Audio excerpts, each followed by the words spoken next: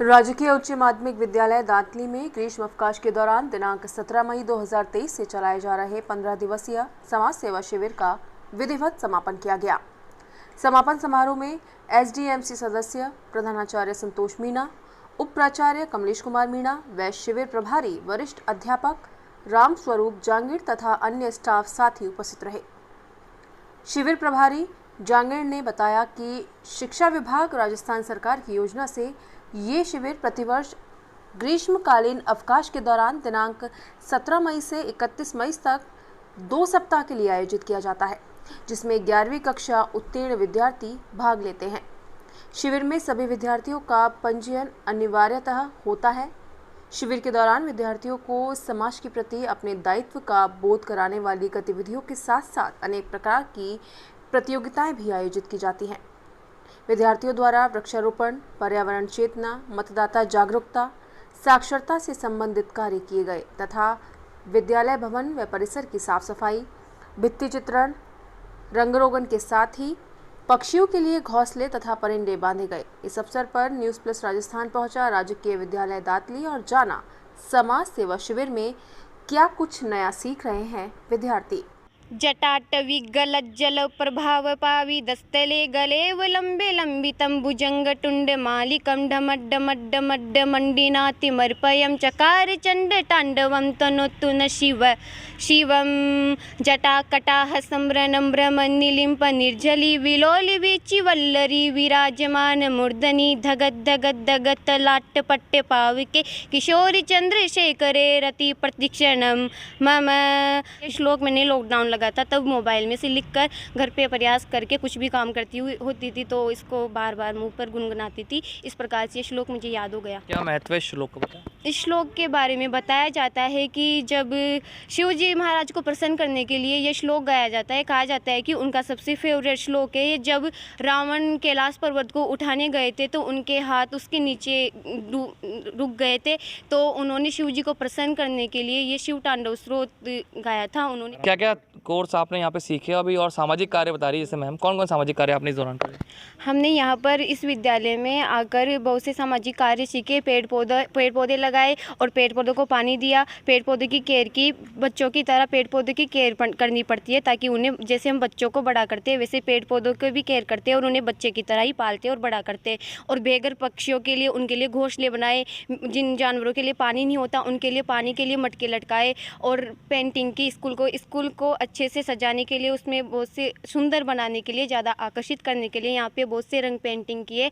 और हमारे विद्यालय में बहुत सारे सुविचार और श्लोक आदि हमने लिखवाए। और हमारे विद्यालय की सफाई भी की। स्वच्छता सबसे ज़रूरी होती है, जो कि सबसे बड़ा आधार है। इसलिए हमने विद्यालय में ज़्यादा से ज़्यादा अपनी पूरी क्षमता के अनुसार पूरा श्रमदान किया। अपनी तरफ से पूरी कोशिश की कि हम अपने विद्यालय को साफ़ सुथरा रख सकें, क्योंकि ये विद्यालय हमारा मंदिर है। मंदिर का परम कर्तव्य होता है कि उसे साफ़ सफाई से रखें। इसलिए ये भी हमारा घर है। इसलिए हमने अपना पूरे सहयोग के साथ इस विद्यालय की पूरी साफ़ सफाई की और यहाँ के पेड़ पौधे बनाए, पक्षियों के लिए घर बनाया। और मेरा कैसा लग रहा है यहाँ पर जब आपको सेवा कार्य भी सिखाए जा रहे हैं और साथ में आप बहुत कुछ सीख भी रहे हैं? मुझे बहुत अच्छा लग रहा है। यहाँ पे हम विद्यालय में आते हैं तो हमें पता चलता है कि हमारे आसपास कैसी सफाई रखनी चाहिए, कैसी नहीं रखनी चाहिए। इससे हमारे विद्यालय में हमें सिखाया जाता है कि जिस तरह हम अपने घर में साफ़ सफाई रखते हैं उसी तरह हमें हमारे विद्यालय में भी साफ़ सफाई रखनी चाहिए। और हम हमारे विद्यालय के हर जगह साफ़ सफाई रखते हैं। जहाँ भी कूड़ा दिखाई देता है उसे कूड़ेदान में डालते हैं। हमारे शिक्षक हमें यह सलाह देते हैं कि हमें आसपास कहीं भी कचरा, कूड़ा दिखे हमें उसे डस्टबिन में डालना चाहिए, जिससे कि बीमारियां कम फैलेगी। और हम हमारे विद्यालय में आकर बहुत खुश रहते हैं, क्योंकि यहाँ पे हमारे शिक्षकों ने हमें पेड़ पौधों के बारे में भी बहुत सी बातें बताई है। और उन्होंने हमारे विद्यालय में एक वो और सलाह दे रखी है कि जिसका भी जन्मदिन हो वो स्कूल के अंदर वृक्ष लगाए, तो जिससे कि हरियाली छाती रहे। मैम हम देख रहे हैं कि अब विद्यालयों में भी जागरूकता आने लगी अलग तरह की, और सरकारी विद्यालयों के बच्चे भी आज एक्टिव होने लगे। आपने समर कैंप बताने लगाया, किस तरह समर कैंप था और क्या बच्चे सीख पाए? ये राज्य सरकार के निर्देशानुसार शिक्षा विभाग के तहत हर कक्षा 11 उत्तीर्ण सभी छात्रों का 15 दिवसीय एक शिविर का आयोजन किया गया है, जिसका नाम है समाज सेवा योजना शिविर। ये हर विद्यालय में जब हमारी ग्रीष्मकालीन अवकाश शुरू होती हैं उसके सेकंड डे से और 31 मई तक इस शिविर का आयोजन किया जाता है 15 दिवस के लिए, जिसमें छात्रों को समाज सेवा से रिलेटेड शैक्षणिक शैक्षणिक और अन्य गतिविधियों के बारे में भी बताया जाता है। जैसे कि बच्चों ने श्रमदान किया है, पौधारोपण का कार्य किया है। अभी आप देख रहे होंगे विद्यालय परिसर में इन्होंने रंग रोगन पेंटिंग का भी कार्य किया है। इसके अलावा साक्षरता से जागरूकता से रिलेटेड भी इन्होंने कार्य समर कैंप के अंतर्गत किए गए हैं।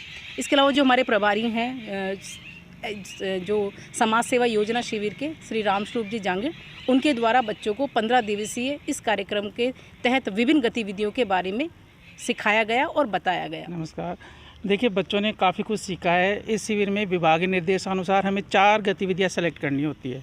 उन गतिविधियों के तहत जैसे पर्यावरण चेतना है, सामुदायिक गतिशीलता है, मतदान जागरूकता है और साक्षरता को लेकर के जो चेतना के लिए हम रैली भी निकालते हैं। हमने प्रभात फेरी निकाली, लोगों को मोटिवेट किया, मतदान के लिए जागरूक किया, उनको साक्षरता के लिए जो बच्चे अभी तक भी स्कूल से नहीं जुड़े हैं, घर पर बैठे रहते हैं या मान लो और किसी कार्य में लग गए हैं, उनको वापस स्कूल से जोड़ने के लिए भी हमने एक रैली के थ्रू उनको जागरूक किया। साथ ही साथ हमने पौधारोपण किया। परिसर के पीछे भी, भवन के परिसर के पीछे भी जो खेल मैदान है उसकी हमने साफ़ सफाई की। यहाँ भी हमने जो पेड़ पौधे हैं हमारे 15 दिन से इनकी देख रेख करी है, नए पौधे भी लगाए हैं। साथ ही हमारे परिसर में जैसे वॉल पेंटिंग वगैरह, स्लोगन राइटिंग वगैरह, ये सब हमारे विद्यार्थियों ने और हमने मिलकर किया है।